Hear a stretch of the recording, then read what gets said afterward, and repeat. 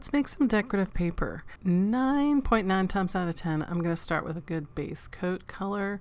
And nothing base coats better than this NovaColorPaint. I just love it. The colors are rich. The one coat coverage cannot be beat. It would take probably 2 or 3 coats of even nice craft paint to get the coverage that I get from NovaColor. I'm picking a little blue to kind of contrast similar tone. I'm just dabbing it on and then dry brushing it out and feathering it out because this is just the beginning. Making paper like this is a great way to kind of get your creativity flowing if maybe you're in a slump of lack of ideas, which happens to all of us. I don't really have a plan. I'm just doing the next thing that feels right or looks right to me. I love these new stencils. You can get these at joggles.com. It's an Elizabeth St. Hilaire design. I bought the whole collection because I happen to love Art Nouveau. I'm not trying to cover the whole thing here. I'm just adding a little bit here and there and allowing those base colors that we started with to show through. And don't ever worry about going too heavy in some areas because we can always break it up with the next layer. You may not be able to tell, but I did line up my stencil so that I don't create a line where it overlaps. And I'm just choosing colors as I go. You could definitely be more purposeful and choose your colors ahead of time, decide how many layers you want to do, but I'm just playing here. So, and it actually turned out pretty cool. I'm mixing my next color with a little paper paste to build a little dimension. I find that stencils with smaller openings work better with the paper paste. You can definitely use the paper paste with bigger openings. You just have to be a little more careful to get a real clean pull. I got a little bit carried away here, but it's fine because we're going to go over it again. The other cool thing about making papers is we're not looking for perfection. We're just building texture. I really love the way this picked up. We're going to dry brush over it so it'll really show up. I'm making sure to dry those paste layers really well.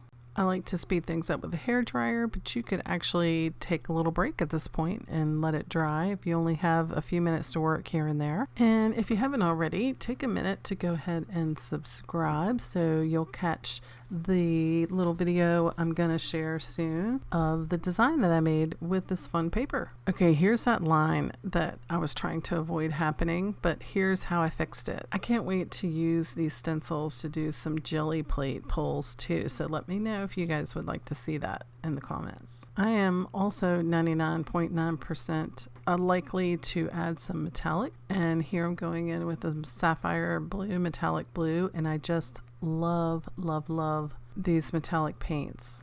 I have also found that you can lose the metallic sheen when you're mixing metallic paints or shiny, glossy paints with the paste. It dulls them. So this was my way of going back over it. But I added a good amount of this Pixie Paint metallic, which is my favorite metallic paint, and it kept its luster. Now, this ended up being a super messy layer, and I almost regretted it, but it actually turned out looking very cool in my finished piece, which you'll get to see in the next video. All I'm doing here is just getting these smaller parts with the palette knife and the paste, and just adding it in some sort of random places, but distributing the color somewhat purposefully, maybe.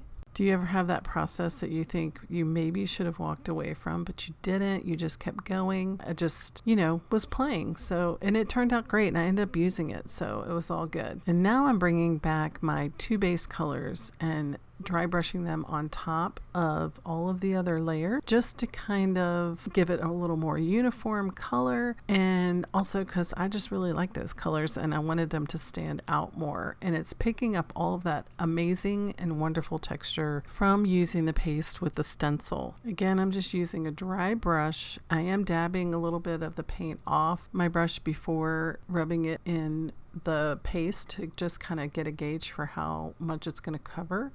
And then I ended up going back and adding more. You can always add more, but you can't unadd. I kind of have in the back of my mind that I'm going to use this paper for ocean, so I am bringing a lot of that deep blue back in. I really could make papers like this all day. Sometimes I do this directly on a canvas for a background for a mixed media design. As always, this video is sped up to save you watching time so you can spend more time creating. And here's a little peek at the work in progress that I'm going to share a video of soon. Happy making! I'll see you in the next video.